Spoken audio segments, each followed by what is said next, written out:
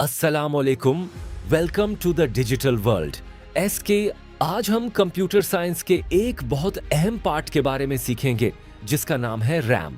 हम जानेंगे कि रैम क्या होती है, उसे रैंडम एक्सेस मेमोरी क्यों कहते हैं, ये क्या काम करती है और कंप्यूटर के लिए क्यों जरूरी है। पिछले लेसन में हमने सीपीयू के बारे में सीखा था। सीपीयू कंप्यूटर का ब्रेन है, लेकिन अब सवाल ये है, जब सीपीयू कोई काम कर रहा होता है तो वो काम की जरूरी मालूमात कुछ देर के लिए कहाँ रखता है, उसके लिए रैम इस्तेमाल होती है।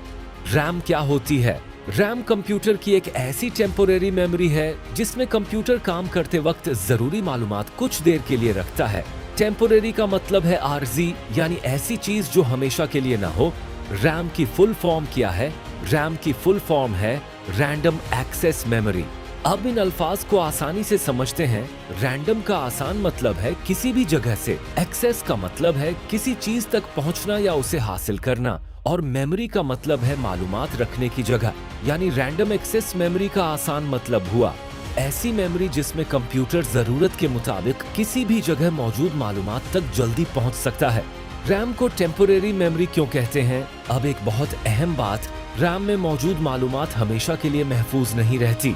जब कंप्यूटर चल रहा होता है तो रैम में इस वक्त के काम की जरूरी मालूमात रहती हैं, लेकिन जब कंप्यूटर बंद हो जाता है तो रैम में मौजूद ये मालूमात खत्म हो जाती हैं। एक आसान मिसाल फर्ज करें, आपने कंप्यूटर पर माइक्रोसॉफ्ट वर्ड खोला और एक डॉक्यूमेंट पर काम शुरू किया। आप काम कर रही हैं तो उस वक्त की जरूरी मालूमात रैम में रहती हैं। अब अगर आप कंप्यूटर बंद कर दें और फाइल को सेव न करें तो रैम में मौजूद वो मालूमात खत्म हो जाएंगी। इसीलिए रैम को टेम्पोरेरी मेमोरी कहा जाता है।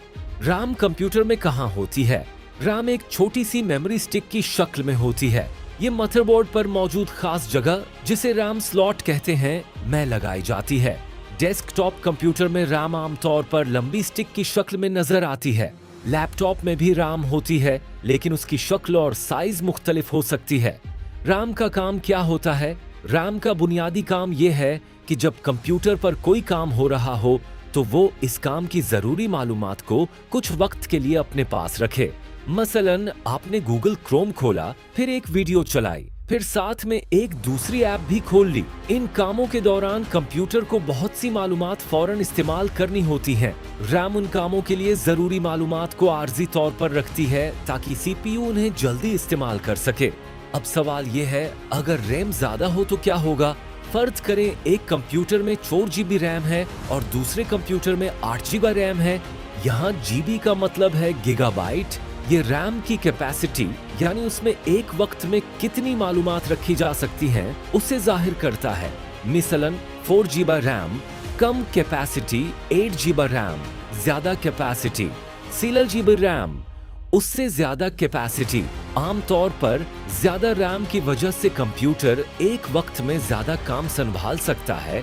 रैम और स्टोरेज में क्या फर्क है? ये बहुत अहम बात है। रैम और स्टोरेज एक चीज नहीं है। मसलन आपकी फोटोज, वीडियोस और डॉक्यूमेंट्स को ज्यादा देर तक महफूज रखने के लिए एसएसडी या हार्ड डिस्क इस्तेमाल होती है, जबकि रैम इन कामों के दौरान जरूरी मालूमात को आर्जी तौर पर रखती है। एक आसान मिसाल, फर्ज करें आप पढ़ाई कर रही हैं, आपकी किताबें और नोट्स अलमारी में रखे हुए हैं। स्टोरेज की तरह हैं क्योंकि चीजें वहां ज्यादा देर तक महफूज रहती हैं, और जो किताब आप इस वक्त पढ़ने के लिए मेज पर रखती हैं वो रैम की तरह है। आप काम करते वक्त उसे फौरन इस्तेमाल कर रही हैं।